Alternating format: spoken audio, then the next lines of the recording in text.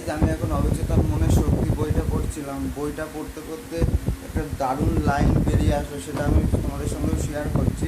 হ্যাঁ, যে আপনার নিজের মনকে একটি বাগান হিসাবে দেখো। যে আপনার নিজের মনকে একটি বাগান হিসাবে দেখো।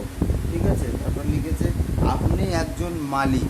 মানে কি বলছে, যে আমার নিজের মনকে একটা সুন্দর বাগান হিসেবে দেখতে বলছে, মানে নিজের মনটাকে পুরো পরিষ্কার করতে বলছে এবং সুন্দর মানে বাগান, মানে ফুলের বাগান তৈরি করতে বলছে।